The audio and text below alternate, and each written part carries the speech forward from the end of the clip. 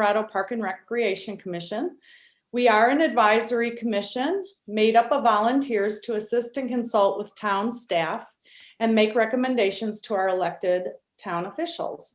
My name is Hollis Sutherland, and I am honored to serve as chair of the commission for this year. And on the commission with me are fellow volunteers, Rose Rosello, our vice chair, Ashley Haight-Manick, Becky Moeller, Kathleen Vodatovich, John Williams, Tracy Wilson, Brian Sobey, and Celeste Fullerton. And we are joined by our Carbondale staff, Eric Brenlinger, the Parks and Recreation Director, Jesse Rochelle, Community Center and Recreation Programs Manager, and our fabulous board and commissions clerk, Kay, who does our minutes and fabulous scribe. Luis Yanes is our Board of Trustee Liaison. And I welcome anyone who may be watching live or via recording. Thank you for participating in your local government. As a commission, we strive to serve the town of Carbondale by setting aside personal biases and looking at what's best for our community. We honor diverse opinions, promote inclusivity, and endeavor to keep our discourse civil and respectful. So we're going to get started. Has everybody had a chance to review the minutes? Hollis, I have, and I move to approve the minutes. Okay, great. Is there a second? I can second. The minutes look amazing yet again, Kay. Thank you so much. I just appreciate the organization and how you always lay it out. Thank you so much.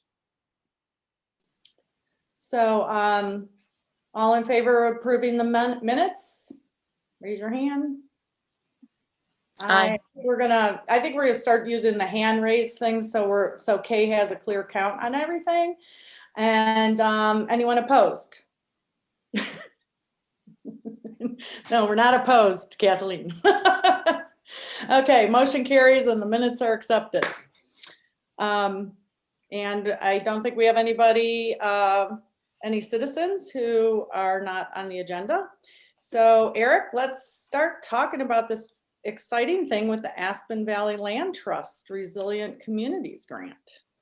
Yeah, so that's a GOCO initiative grant that is specific to the effects of COVID. And so we actually talked to GOCO about that for some of our other projects. And they were looking for really these big collaborative projects that could affect a lot of places being affected by COVID itself. So Aspen Valley Land Trust approached GOCO and said, hey, we have all this conserved land. A lot of it is trails and public access to public land and being really used a lot during COVID. And so they put together a pretty amazing grant called Connecting Community to Conserved Lands. And it goes, their projects go up and down the Roaring Fork Valley and also the I-70 corridor. So they have tons of projects that they are, have acquired land-wise, and they were able to piece that all together to a very large grant from GOCO. We were then approached by them to look at the projects that are in and on town land.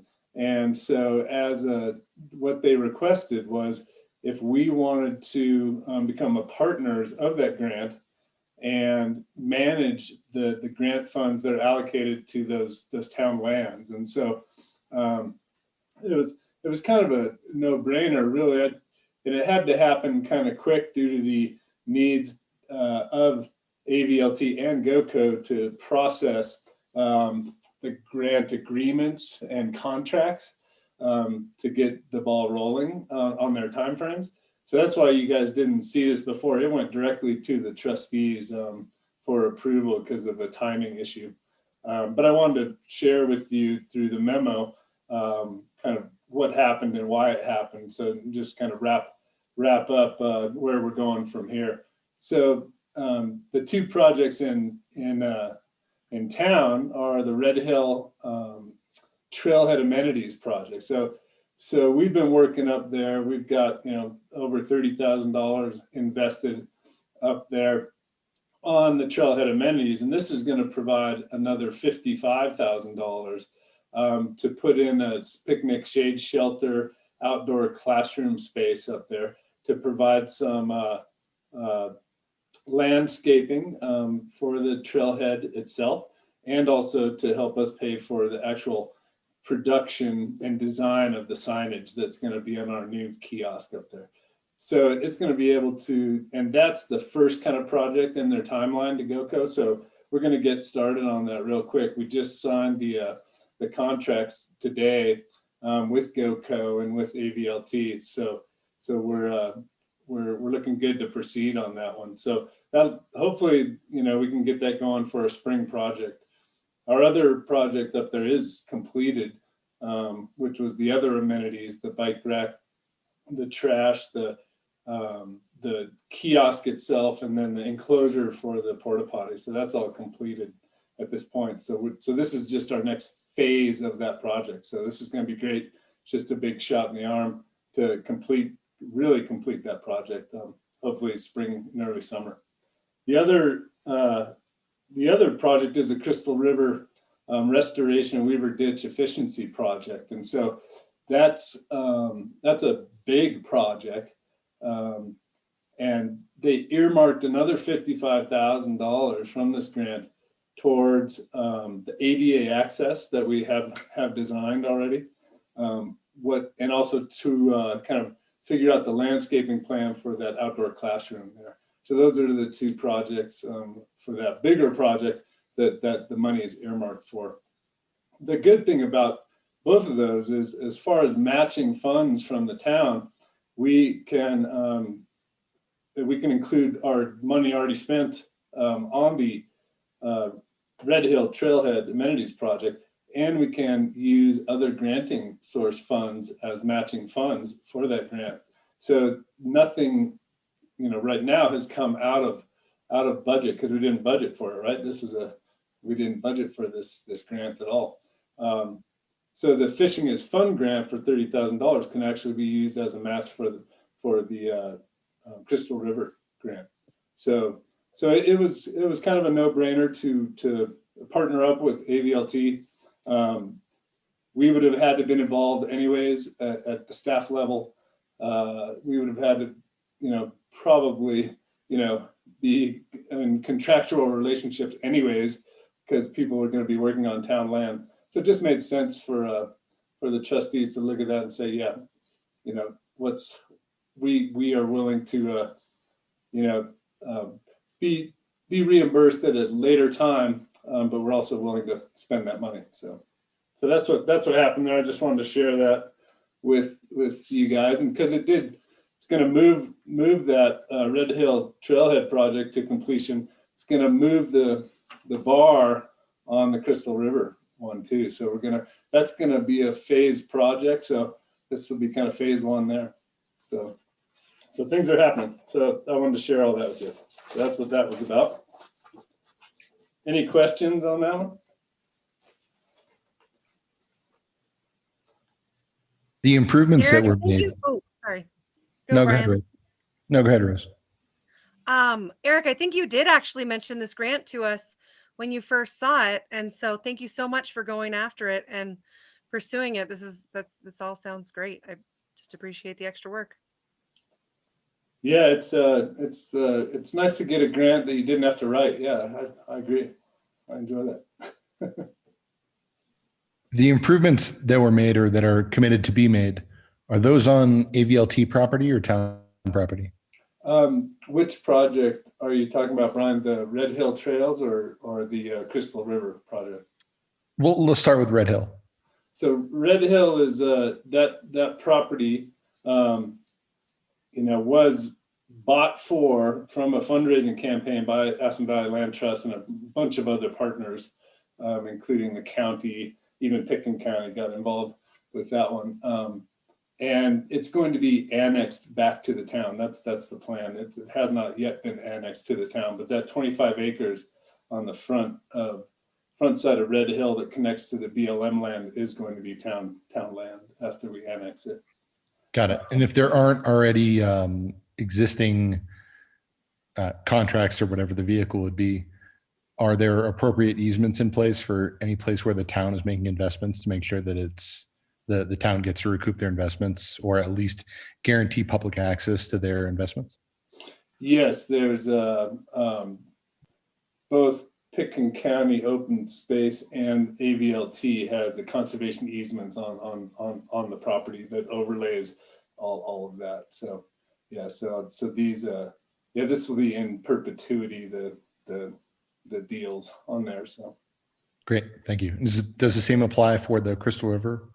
Crystal River is actually one of our riverfront parks land spaces that the town owns. It is part of the original PUD settlement with RVR though, and so RVR has some maintenance requirements of those riverfront parklands, but they are town public parklands. Thank you. Sure. Okay. Yeah, just one comment, Eric. No, this is so great, and it was such a pleasure to approve this at the board meeting. I think, looking at AVLT and GoCo, and also, can't forget Garfield County, with other future projects, as we've got Kaufman Ranch also, talking about riverfront. It's such a valuable partnership, really, with them. So this is exciting. So thanks again for all your hard work on this. Yeah, and it's great because remember our 2015 master plan said, you have a town that's in between two rivers and very limited, parkland river access that is improved, and so we are checking that box too with one of these projects. So. Well, and I thank the trustees too, Luis, you and your cohorts there, for helping us make this work, right? And approving it and, looking for the money and being willing to operate that way. So I can't take any credit on this. I just had to vote. So well, that's important. Voting is important. So yeah, great opportunity. So thank you. Okay. So I guess we have some changes we're looking at for the weed management plan. Yeah, I wanted just to give you guys an update on, the plan that you guys saw went to the e-board. And so just for review, this is part of our process with this plan is to get some feedback on it too, and through this process. So the e-board really wanted us to focus on some natural land managers recommendations, just to make sure we had checked that box and really, they want us to get into the weeds, with the natural weed managers. And so that's what I've been focusing on lately is I put out, our integrated weed management logs, and which kind of detail what our plans are on a per park basis to some natural land managers and to a guy like Mark Duff, who's a biology major. And so we got some diverse opinions coming back in from that outreach. And the natural land manager we're talking to is John Booger, and he runs a Be Safe consulting business over the hill. I think he's from Cedar Ridge. And so he was recommended by some other natural land managers as somebody to definitely talk to and to potentially work with in the future. And so I sent him all of our plans, and he came back saying, hey, I think that my techniques will work on all of your weed problems. And I'm willing to come over and do some free test plots on those problem areas as an experiment for us, because I think we want to see that we need to decipher whether his proprietary spray that he uses that he's developed over 25 years will work here. And so what we've kind of changed that plan from what you guys saw before. We are going to use some test plot locations on some of those problem spots, but at the same time compare it. The process will be looking at a Venger, a burn down herbicide that we've been using. So have a plot that uses that. Have a plot that uses what we had recommended as far as a chemical-based herbicide, more of a systemic herbicide that gets down into the plant itself and kills it, and then his product. So we'll have some test plots at the nature park.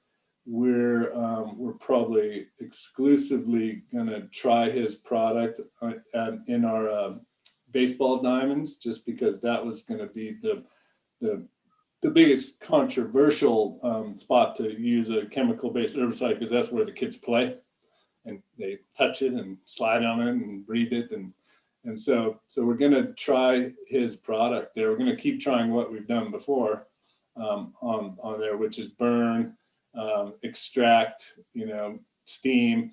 We're going to keep doing that, but we're going to focus on his product. He really feels that his product will work on our infields, which would be great, because that's been a head scratcher for us. And then at the bike park, we're going to do some test plots at the bike park too. We still want to attack the type B weeds there with chemical this year as a tester in this process though too, because we have a B list there, hoary crest, that is mandated to be eradicated by 2022. So we're still recommending that we still try chemical-based spot spray at that facility, but at the same time, do it next to his treatment of the same plant and for a comparison there also. So I think we have a year of some chemical use in certain parks. We still are going to recommend a use of a chemical spot spray on the roundabout gardens because there's no public access there.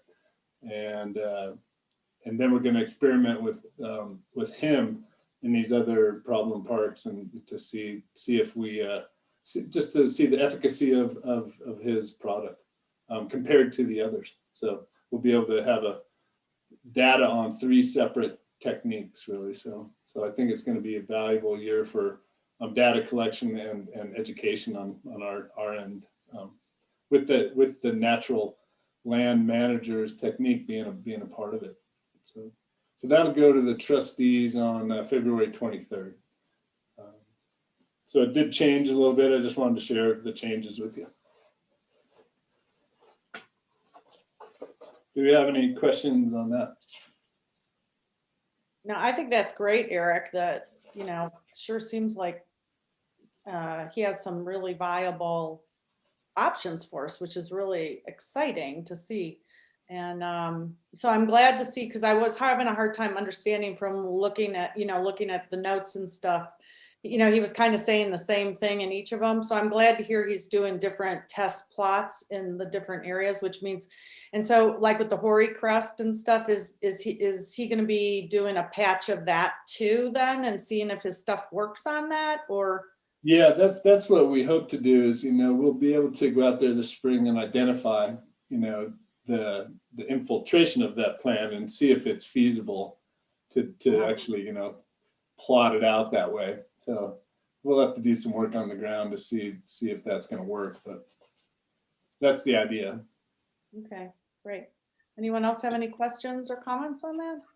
Yeah, so we're gonna go with this John Berger guy. The other ones that you have listed in here, were they options that we went through and we decided not to use them, or where do they fit into all this? So Mark Duff is just a biology major, so he has a great knowledge of just plants and plant life and how to treat them. So that's why he was included. He got involved with our weed pull day down at the nature park, and so I became an ear to his knowledge, and so he's the other one that did put in some some recommendations. And then the other recommendations are coming from the Garfield County vegetation managers. And so, they have a wealth of knowledge too, different techniques of controlling weeds, but a wealth of knowledge on what works and what doesn't work. And I go to Steve Anthony to also say, hey, is this plant that I think it is? He's great at identification too. And we had what we potentially thought was a poison hemlock. I think you guys saw that in the first round there down at our Northbridge Riverfront Park, and we've been watching it for a couple of years and tried to eradicate it. And so he helped us identify that, and it actually wasn't a poisonous hemlock. It was a water hemlock, a native plant. So not on any list, but still poisonous. And it's infiltrated itself in the ditch line there, along with a wild parsnip, and both are very very toxic to the touch. And so they're dangerous plants right along one of our public trails. So we'll be doing some manual extraction of that. No use of chemicals or anything are going to work on any of that. He also gave me information on what's going to work on those two plants down there. So they're not an A, B, or C list, but they are poisonous, and they're right along one of our very popular riverfront trails. And we've had public complaints about them. So we're going to try to see if we can eradicate them this season too. All right. So I'm glad to see that this John Berger's got a sense of humor, though. Reading his in his recommendations, he's not going to show us the ingredients because of his thing, because he's had results of 25 tiers of testing. Yeah. And I respect that, that he's and that's why he's willing to come over and do a test plot for us for free. And because we need to see if it works too. So and that'll give us enough time to, if it does work, we can say, okay, what would it cost you to take care of some of these problem parks on an annual basis, so we could get a bid out of him and through that process prior to budgeting for next year. So what, I'm sorry, what was his comment on not showing the ingredients? He In his recommendations, it's just a typo. I thought it was humorous. 25 tiers of testing as opposed to 25 years of testing. I wonder how long it took him to do 25 tiers. Yeah, Sorry. he said, I will offer free test plots on a small scale areas, any location to show my diverse, free, chemical free results. I will do all applications and show that the solution is really a food grade solution, but I will not divulge the formula because it is a result of 25 years of testing, I think it was supposed to say. So Right, of course he is. That's years of testing. I see what you're saying. So, maybe but that was intentional. That would be pretty good. it sounds like his argument was primarily towards the efficacy of his solution and not the toxicity of his solution. Right. Is he willing to offer any list of ingredients that may be considered toxic, or is it totally black box? It's he says it's an odorless food grade organic spray on. It uses minerals, carbon, and a blending of microbes. But that's about all we're going to get out of them, I think. I guess it's a fair statement to say that he doesn't have FDA food grade or organic certifications or any manner of third-party affirmations of those statements outside of his own. That's something we can ask him for sure. I think, Ryan, thanks for that. I think that's a great question to present to him. So I'm going to make a note of that for sure. Well, thanks, Eric, for this information. I think this sounds good. Let's go get those weeds in a safe way.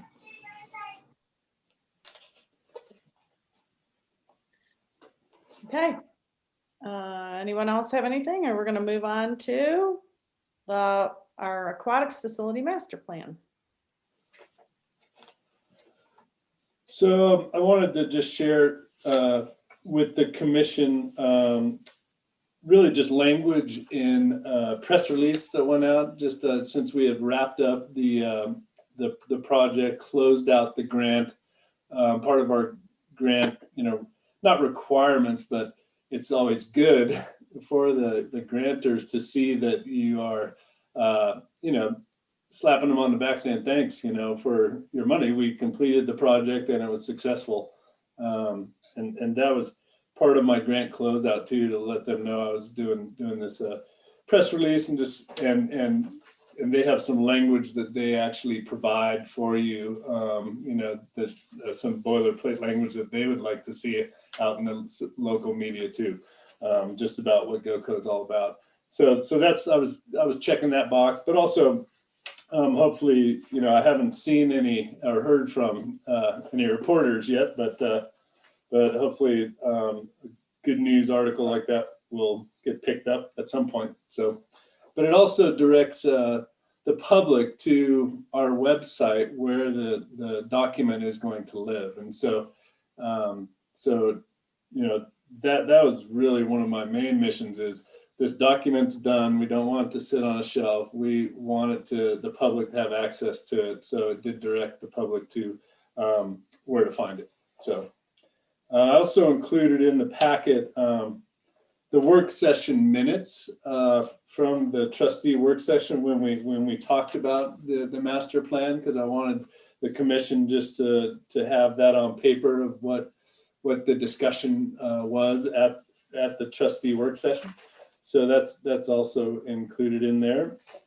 And we, as far as next steps, we're really gonna take a pretty hard look at the rec sales and use tax fund's health in about 6 months, just to see how it was really affected by COVID, to take a pretty hard look at, where those, the expenditures out of that fund, what those are looking like at that time, and what potentially some future expenditures are, and also hopefully in 6 months we'll have a bit better picture on future revenues of that fund, which is funded solely by sales tax. So and then that'll give us a good idea whether or not that fund, how much we would need to kind of fundraise for the project, how much that fund could afford as far as a bond, and also our existing operations that are funded out of it presently too.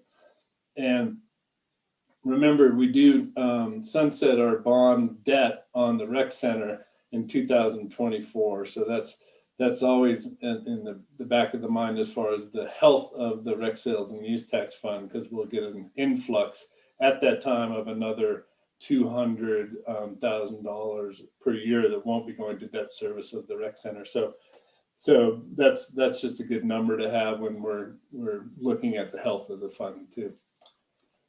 So any questions on where we sit with that project? Kathleen? Kathleen? Just a couple things. We talked about having this as a standing item on our Parks and Recreation Commission, just sort of a touch base. I don't know that we need to have it at every meeting now going forward, but Hollis, I would love for you to consider at least every other meeting us keeping this agenda on our item. So keeping the aquatics master planning project on our agenda, maybe every other meeting, because this is a big project and I think we need to stay focused on the planning items that need to be done to implement it. So that's one request I have. The other comment I have, which is just sort of a comment, is that it is extremely, extremely cheap to borrow money right now. It's like, interest rates are crazy low. So You know, I know we're not there yet in the project and the financing project, but it's, you know, it's a good financing market for this type of project. That's all.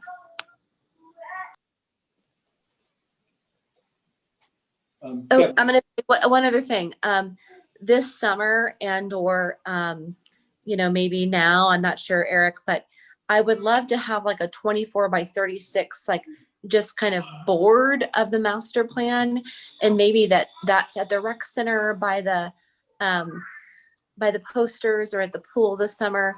I just don't want people to forget. I mean, it's likely we're not going to touch this project for a little while. And I don't want all the good work that's been done to sort of, you know, out of sight, out of mind. So if there's a way that we can keep it in front of people, I think that would be a good idea. Are you talking, Kathleen, about the conceptual sketch? The conceptual sketch, yes. Okay. And then, well, we could put a QR code in there too that takes people to the plan itself too, you know, so that we could do some things like that on it too.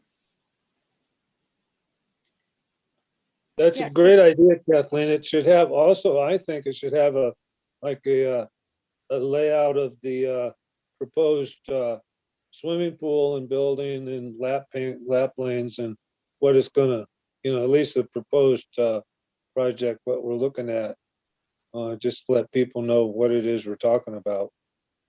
I totally agree, John. I think that we have to do some work to keep this in front of our community, not on a shelf, a master plan that sits on a shelf. You know, knowing that we can't afford or implement it right now, it'd be good to have just sort of in a, you know, keep the Yeah. project relevant. It's a great idea. Eric, you might have mentioned this before and I might have missed it. Do you have a time frame for looking at the sales and rec use tax? And I know we're waiting to see like how things flesh out with city market and the tax structure. I mean, do we have a timeline on that? Yeah, we talked about it at that work session with the trustees, and Jay was thinking, you know, we should look at it at the end of the summer and just kind of spend some time on it during our regular budget process, you know, when that all starts, just to spend a little extra time on where that fund lies. So. Okay. So yeah, maybe we do need to think of some creative ways of keeping it out there until we, you know, in the public arena, until we have more of that information. Just yeah, and I think, you know, the public had a great, you know, response to our survey. We had 1,200 responses to our survey, the most we've had for any survey that we've run here through our department. And that was great feedback prior to really seeing a final design. So we need to have a method and a way for them to provide feedback on that conceptual design. And I think we can do that with the way Kathleen's talking about. You know, we have that pretty picture up.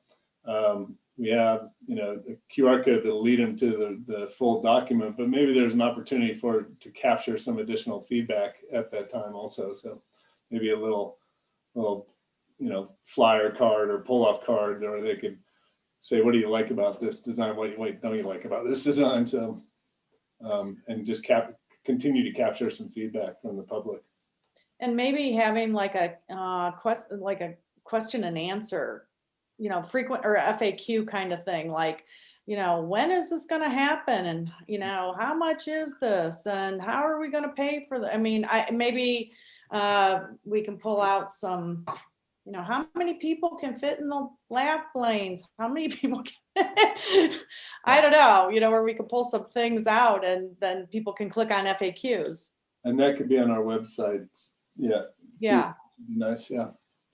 Yeah, even on Facebook, I know you can do those questions, and people get so excited when they can, you know, click on something super easy. So just silly things like, what color should the shades be? Or I don't even know. That's a silly question. We wouldn't be asking that, but you know, small little questions that can make the public feel like we're moving forward and that we're still thinking about the pool, but like, you know, and I know we've had a lot of the answers, but do you like the climbing wall or the hot tub? You know, different things that can make people feel involved and just say, this is, you know, this is still part of the survey, but just like, even if we re-threw out exact survey questions, like on a 1-by-1 basis from our Facebook, so that people can feel involved and see how many people we get interacting there. Because I know we're all locked at home, so people are on Facebook more than normal.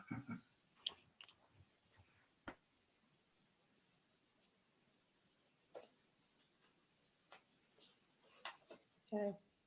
I thought it was a really great work session with the trustees and their input that they gave. Of course, the minutes are helpful. And if any of you are really interested, you know, while you're folding clothes or something like that, you can pull it up on YouTube, and, you know, and really listen to what was said. You know, I kind of encourage you to do that. So it was very informative and good, and it's really nice that we have the support of the trustees, you know, in moving forward with the conceptual plan at this point. So there's a lot of good discussion. Okay, anything else on the aquatics? All right. Wow, we are moving right along, you guys. Okay, Eric, you wanna, I mean, we've got the quarterly report. It's very thorough. Did you have Yeah, so what I add want on? to do is just make sure you guys are receiving this also.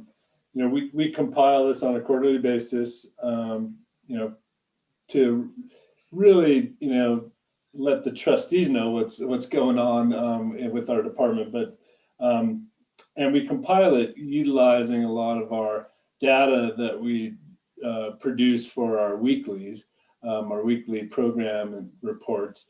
So it's not that you guys haven't seen it, because I do send that to you also. But at the same time, we compile it and come up with some final numbers and really break down some of our programming cost recovery. And so I think that's something you won't get on the weeklies, and some of the final numbers of you know, memberships and use of the rec center, and that special event, you know, numbers and all that type of stuff. So I think it has some value to it, and it's a document that is that's already being produced, and I just wanted to share it. So and it does have a, you know, pretty good analysis on our programming and our numbers. So because we compile that for those 3 months, you know, how many people have been using the rec center, how have they been using it, how many people participated in our special events, what was the cost recovery of those special events. So I think it has some valuable data. You know, I don't think we need to go through it unless anybody has any questions on it. And you will see it, you know, really a month and a half afterwards. So it is old news, but it's important old news. So.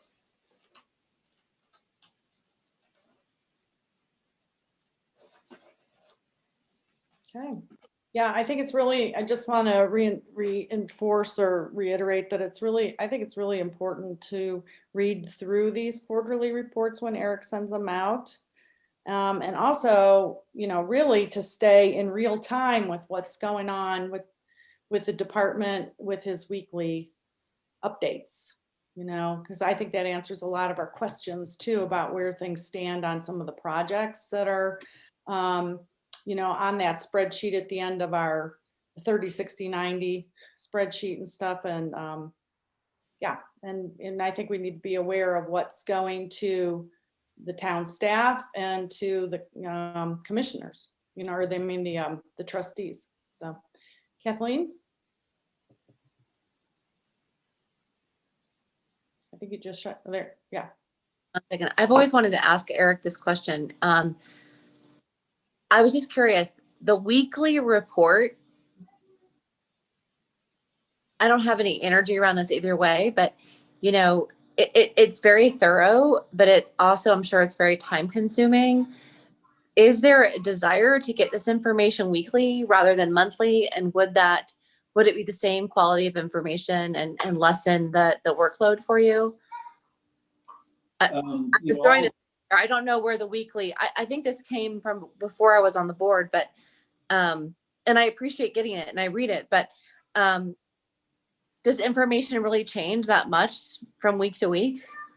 No, but it's something I'm already producing because Jay has all the department heads produce a weekly report that he compiles into one report that actually he edits and then it goes to the newspaper. And so it is an outreach piece to the public. And Okay. so that sometimes things don't change, but when they do, that's where it's going to be at least. So it's already produced really. So I'm just sharing with the commission what I'm already producing and Jesse is producing and the other coordinators are producing for me to compile. I compile that and then Jay compiles all the department heads into one weekly report. So, and it has value in the sense that when things do change weekly sometimes. Awesome. Anything else on this?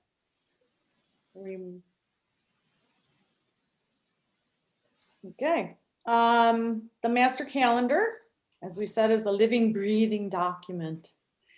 So Eric I think you added some things. Well, we kind of talked about it and, added to it or whatnot. And then we also moved some things around. Was there anything you wanted to highlight on that? Or, and then I'll put it out there for any questions. Yeah, since this went into the packet, some things have changed, of course. So we had a conversation with Garfield County, Federal Mineral Lease District, some of the staff there, and not necessarily the board, but some of the staff. And so we had wanted to just get some feedback on, whether or not with their diminishing funds, whether or not it was worth our time to keep putting in, mini grants to that process twice a year for what we've been using that for, playground improvement projects. Either seed money that then we go out and either match it with some budget or look at other granting sources to get a playground replacement project done like we did at Miners Park. And the feedback, we received was, that those probably aren't very competitive. They are looking kind of at, potentially what would be better for Carbondale to go after would be like equipment for the police department or kind of more, practical utilitarian items versus big projects, playground replacement projects. So we're probably going to shift that focus on going after those mini grants. The police department will probably look at that for some of their hybrid vehicle purchases. The mini grant would help them reduce their hit on their budget. And then Jay and I talked about, then potentially that might open up, some money in the budget for us to not stop our progress on the playground replacements, but look at other ways of doing them. So, if we have better parks that have cool equipment, then we don't need happy policemen because everyone's so happy playing at the parks. They're not out committing crimes. So the policemen don't need as much cool stuff. We need cool stuff at our parks. Well, Eric was saying it's not going to stop it from moving forward. It's just the money's going to come from somewhere else. And so the eggs move from this basket to that basket. I'm not good at sharing. You wanted both. I want money for my parks. That's why I'm here. Yeah. So what we'll do with this document, we'll probably pull that off of there, but then look at other, actually look at other granting opportunities and funding sources and make sure those are in the document also. I think Hollis on your first run at this, found some opportunities out there that I think are appropriate to put on here, and whether we go after them or not, at least we know they're there.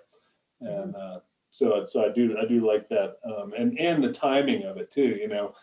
Does the timing work to produce a grant at that time? It's a good calendar to look and see if staff has time to actually produce the grant too at that time frame, looking at everything else around the calendar. So I think it's still should be on there and is a valuable part of this new document. The other thing that I'd kind of added to it is touching base, and this was I can't remember who kind of recommended this. I think it was Ashley. There's a lot of groups that we get involved with through the course of the year that we actually need to have a touch base with, because we have either an MOU with them and we need to actually see if the MOU is still operating the way it should. And so what I haven't done with this list is plug those groups into the appropriate time frame on the calendar. And so I'm still working on that, but I'm talking about the e-board, Hendricks and Demeter's community garden groups, Roaring Fork pickleball group. We have an MOU with them. Red Hill Council, our relationship with them in Red Hill. It's a MOU is a memorandum of understanding. Yes. For Celeste and Brian. Oh, yep. Definitely. Sorry, I know I shouldn't use the acronym. Sorry.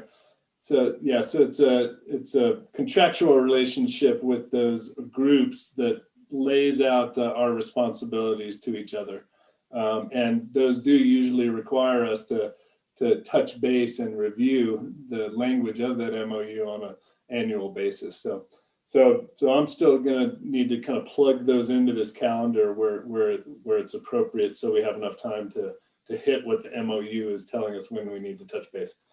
And then there's some groups where we don't necessarily have a memorandum of understanding with, or a larger contractual relationship, but we still have a relationship with them. And so I'm thinking of, the Roaring Fork Soccer Club. Every year in the spring, they come to us and request field use. And so to have them, kind of come to the Parks and Rec Commission and give us kind of an overview of their goals, of their program would be really nice, because they're a major user of our park space when they're in session, and that can be a spring and a fall session. So those kind of groups, I want to work a little bit on plugging the timing in of those groups to come and meet with us, or at least for me or staff,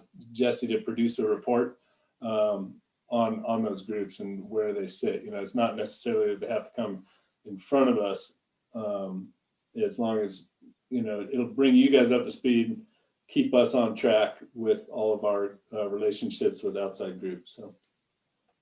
Yeah, that's great. Like if this calendar can help things from falling through the cracks, or or all of a sudden, oh my gosh, we forgot to do that, or all of a sudden it's just on us, that could be helpful.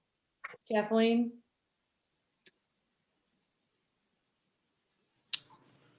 If there is an appropriate month or date or timeline that would be appropriate to take a look at the aquatics master plan again in relation to budgeting, I'm assuming is probably, I think that item is probably going to be closer to like the budget cycle. I'm just assuming. I'd love to see that on the master schedule somewhere. Okay, great. Thanks. Yeah, that's good. And Kathleen, I know you've been wanting to talk, Eric and I talked last week, and you've been wanting to talk about the Gateway RV Park. RV park. And so Eric put that, I think, on the calendar for next month. April. I think it's on April.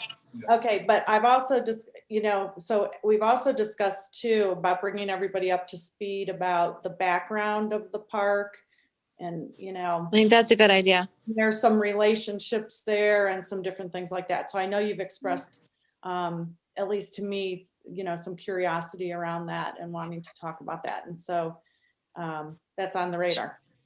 Awesome. And Hollis and I also talked about, all of our master plans do exist out on our website. And, so they're available to the public and also available to commission members to go read. But they're massive documents, a lot of them. And so, we talked about how do we onboard somebody like Brian and Celeste to these, hundreds and hundreds of pages of master plans. And so Hollis came up with a brilliant idea of just, producing an executive summary of each one of those master plans, easily reviewed and easily understood of like you said, ownership pieces, where did the grant come from? What are the restrictions, on this land? How long does that last? All those things could be in an executive one-page summary of all of our master plans and our park land. So that's a great suggestion. Will take a little bit of time to pull together, but great suggestion. And I just wanted to let people know that'll hopefully get done, because I think it'll be very valuable. So Eric just gets so excited when I call him because I just add more to his to-do list. all good stuff. Hollis, you're doing an incredible job. I think I appreciate everything Eric's you do. gonna start declining my phone. He's gonna see my phone come through and go like, no. I'll get a weak moment there, Hollis. Yeah. But I've offered to help. He does have a special ring for you, just so he knows if it's you that's calling. It's probably the warning. Honestly, I think that's a great idea. If you think about how people learn about new topics, what's a good example of how we do it modern day? It's things like Wikipedia, where you see a reference to something you don't understand, you click on it and you get a summary, and then you get, if you want to go further, you get a breakdown of other things that go beyond that. But as a casual discussion, you really don't need to go beyond the summary. You can just stay there, be like, all right, this is enough background. I'm now back in the conversation. If I want to, I can revisit the full history of what happened. I think that's perfect. Good. Yeah, and I mean, as this commission, changes over too. I mean, I'm looking at the people on this call. Nobody on this call was around when we did the RV master plan, the Gateway master plan. So it does get lost, a little bit. And so it's a way to kind of keep everybody up to date too. Yeah. Excellent. Yeah. Okay. Eric, was there anything else you wanted to highlight on the master calendar or anything else anybody else had on that as we continue to work it through? Yeah, it'll be a live work in progress document, but and I think we'll keep working on it. I think a couple of those suggestions, we'll make sure those get in there, and yeah, we'll keep working on it, and we now have some direction on what work comes next, those executive summaries and group lists, mapping those out over the year. So the touch base times with those groups. So that's what we'll see next on there. So. Okay, great. Okay, Eric, you want to highlight anything else on and updates? You've been doing it all. Just a couple things on our 30, 60, 90, just I want to share with we've already talked about Red Hill. We're getting going on that project. The weed plans in process, so that's all happening.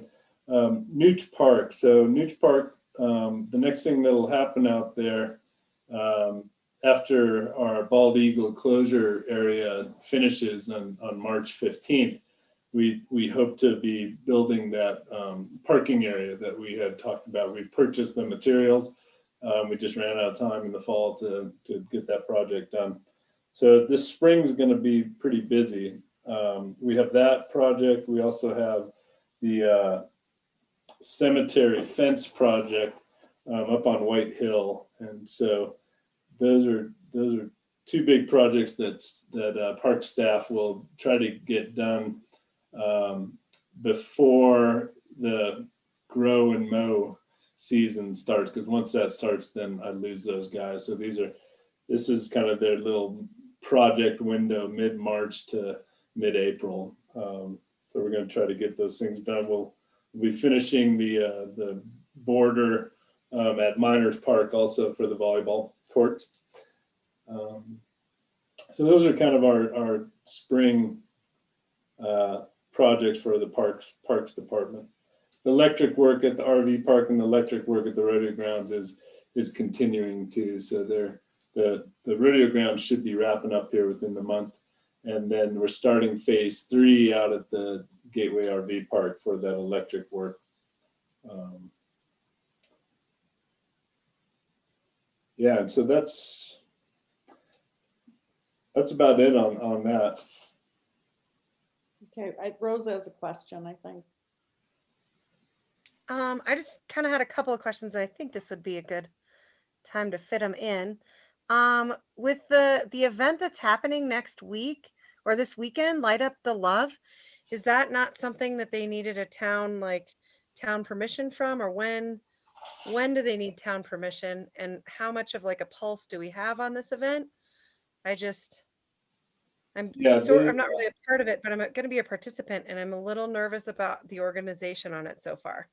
Yeah, that's a Carbondale Arts Creative District event, and so they're utilizing the Rio Grande Trail, and they're not utilizing any town land. So they didn't need to pull a town park or street, rental permit through the town. They did talk to us about it and let us know it was going on, and did let the police know and let us know and Public Works know that the event was taking place. They had to contract with RAFTA for that project and that program. So gotcha. All right. Yeah.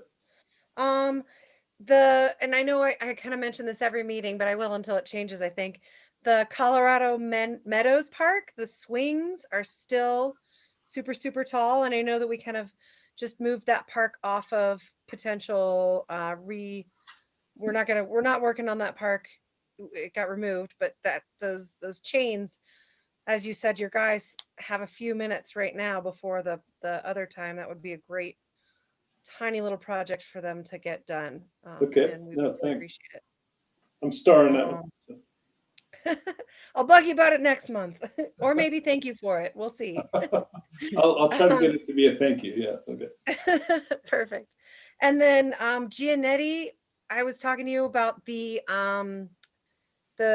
new spinny toy guy. Did we do anything about the governor on that, or was that anything that you guys were able to look into? I haven't actually gone to parks, so I don't know. It does. I did look at that. It does have a governor on it, and yeah, you can't remove it. It's just the way it's going to be. Okay. Bummer. If you have any chance to give them feedback about it, let them know that it's kind of a bummer. Or maybe you can get some money back. You set me on them. I can call them and get a refund or get some money back, because that's kind of a bummer. It's a different manufacturer than the one that's in Sopris Park. So yeah, the one in Sopris, you can do it, but like, we only were there the one time, and you have to be pushing it for it to be moving. It doesn't go at all, and you have to be pushing. It's an adult that needs to push it. Yeah. And it's interesting that there's a fine line there. I've had some complaints of the speed of the one in Sopris. They weren't there in the 80s. There's that one in Algebel. I don't know if you remember that, behind the brown buildings, and there was a real merry-go-round there forever. Right, no governor, yes. Yes, no governor for sure.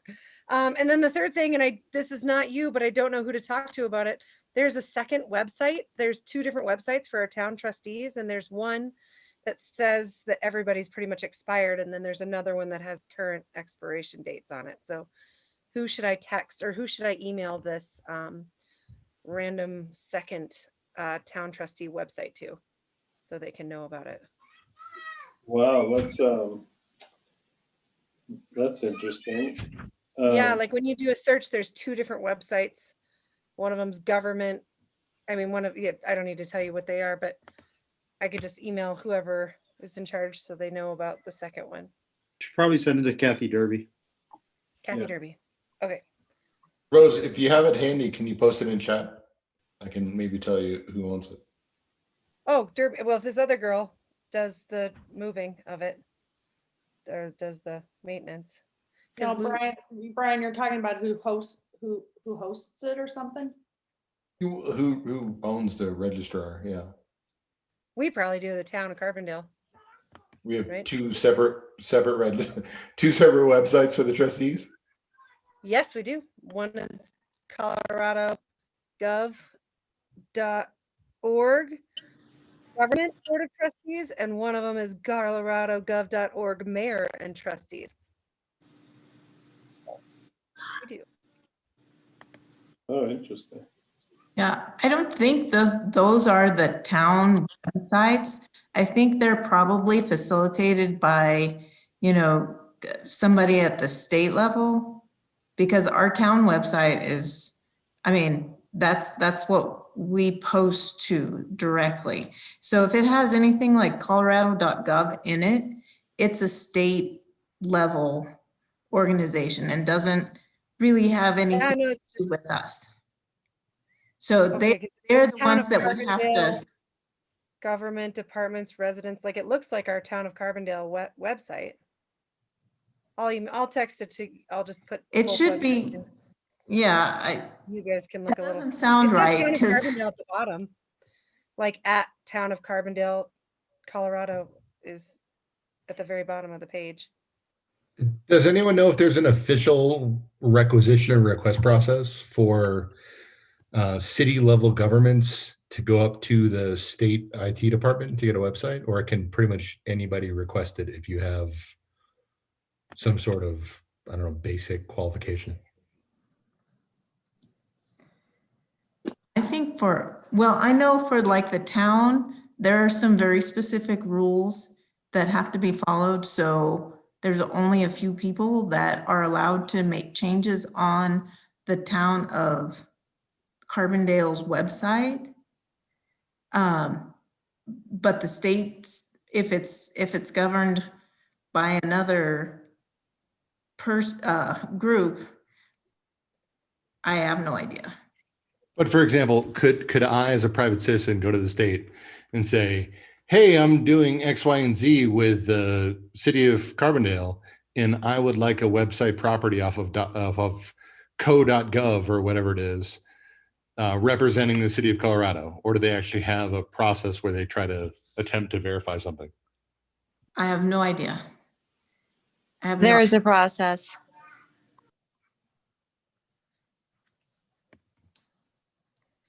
Okay, so looking at the chat, Rose, you just posted two different sites off of carbondalegov.org.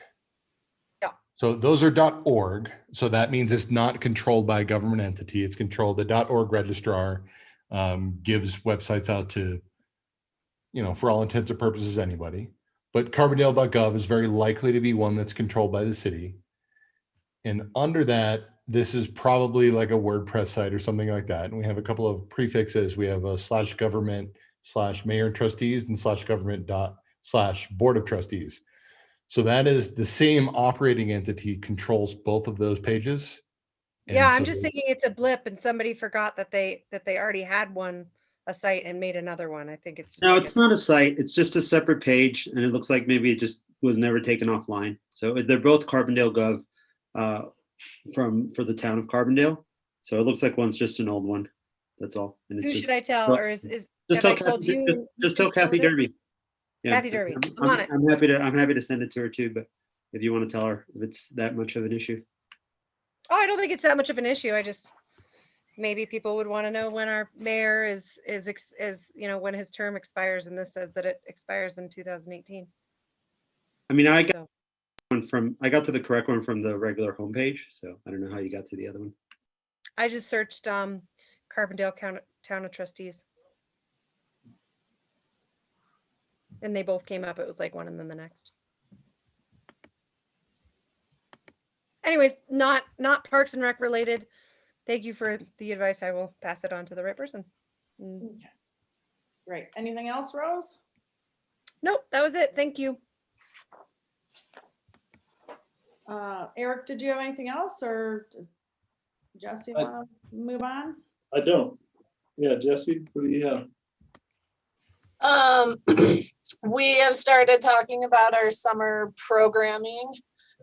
We won't be putting out a brochure, but it's looking like we will definitely have youth climbing, youth tennis and pickleball, youth hikes, skateboard lessons, and then we're gonna try really hard to do something with baseball and softball. All of this will be dependent on whatever the rules are at the time, but we want to start planning now and putting some stuff out there for parents to hopefully hold on to some hope for more this summer than last summer. So if people are asking, just tell them to continue to check back with us. The best thing to do is to get on our newsletter, because that's when we send out all of our info. But as things change, we'll update the website, social media, and people are welcome to call anytime. And then we're talking with Roaring Fork Cycling about maybe doing some bike programming, collaborating with them, which will be really exciting. Our next blood drive is in March, and there's one spot left, I think. So that's almost full with 46 people, which is awesome. John signed up. Thank you, John. We've been seeing a lot of new / returning patrons that haven't been here since we closed or reopened. So that's been exciting to start getting people back. It's definitely helping breathe life into the facility and showing hope for the future for people feeling comfortable with what we're doing and being comfortable coming back and participating in whatever we're offering. Our automatic doors, we had to get rid of the touchless sensors, which was a bummer, but we were a guinea pig for Colorado Doorways to try the actual touchless ones, and they do not operate in the cold consistently. So we still have the automatic doors, they just have push buttons now. Margaret hosted a very successful winter full moon triathlon 2 weekends ago already now. We had 38 people come out and participate, which was more than last year. And then we had quite a few spectators as well, and everyone had a really good time. The event went really well. We fought Mother Nature really hard on this, but the course held up just enough to, be really fun and exciting for the participants who came out. And first then cross-country ski track that had a water hazard on it. Oh, man. Yes. I had some friends do it, though. They had a blast. Good. They had a blast. yeah, everybody who came out just raved about how much fun they had and said they'd be back next year if we did it again. And Margaret's already planning on what new and different and fun things we can have for it next year. It's a really unique event, and I think it really showcases the creativity of our department, Margaret especially, with how she constructs races. Youth hockey is ending tomorrow if the ice rink holds up. We've had quite a few cancellations recently due to the conditions. Those 50-degree days don't really make for good ice skating conditions, but it was a good program. The kids had a great time, and this is when we normally would end it. This week would always be a questionable week of whether we could eke out that last week of it. And then starting this week as well, we have February youth climbing starting back up now that Will's freed up from hockey. So we'll have that this month and then keep continuing that as long as we keep having a demand for it. So pretty much every month we'll have youth climbing. from here on out. Awesome. Thanks. And so I know that this is time for commissioner stuff, and I think Kathleen's got something she wants to share with us. Well, thanks, Hollis. I just asked Hollis if I could just speak very briefly for this evening. Some of you know I have a consulting firm here in the Roaring Fork Valley, Project Resource Studio. We've been in business for 7 years, working on a lot of local government work and public and private clients in the realm of strategic communications, public relations, community marketing, and activation and large-scale projects. So we've just recently been awarded the on-call strategic communications proposal with the town of Carbondale, which we are super, super, super excited about. So I wanted to let the Parks and Recreation Commission know that I did ask Jay if he thought that this would be a conflict if I continue to sit on this board. Because as also most of you guys know, and certainly Eric was my first boss 20 years ago, and Parks and Rec is, you know, a passion of mine, and Jay did not think that it would be a conflict. So I just wanted to let everyone know, if you have any questions about our scope of work or the deliverables for that, please feel free to reach out to me. And should there be anything that comes up that's a conflict, I'd be happy to recuse myself. And I'm Congratulations. for my husband because I can't sit in a chair any longer. That's awesome, Kathleen. Yeah, Congratulations congratulations. to you and your partners and everything else. It's I think it's very exciting. Very awesome. Congrats. Yeah.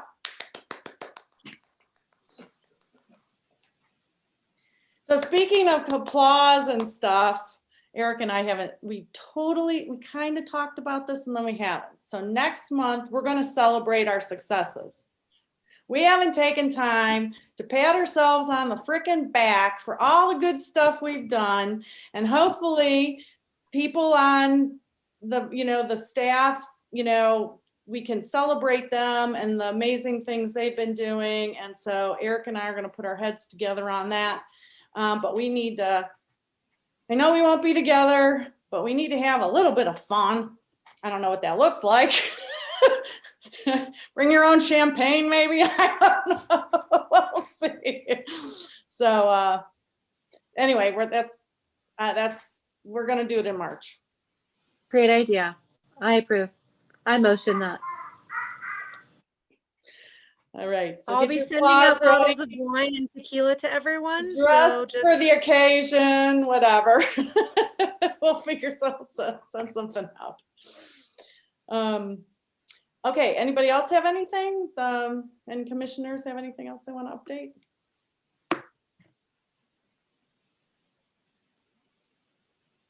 Luis, do you have anything you want to share with us? I almost skipped you. I don't have any updates, but I did have just one comment, kind of for you and really I think that's more for Eric.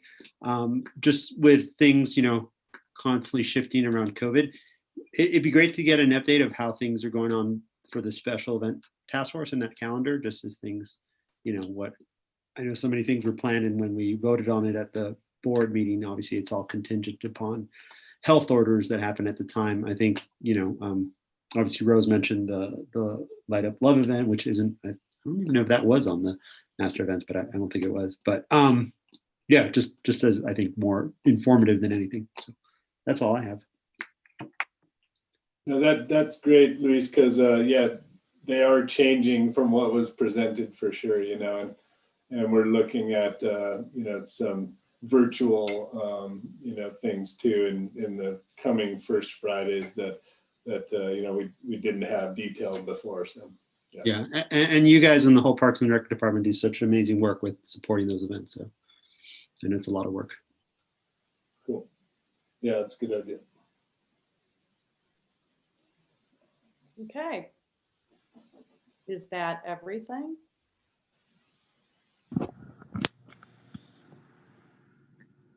Thanks, Hollis. That was a great meeting. And Okay, you guys, that's my segue into, and I motion to adjourn this Bang. meeting. Is there a I'll second? second. Okay. All in favor? Aye. Aye. Aye. Thanks, everybody. Have a good month. Good night. Hopefully we'll see you around town.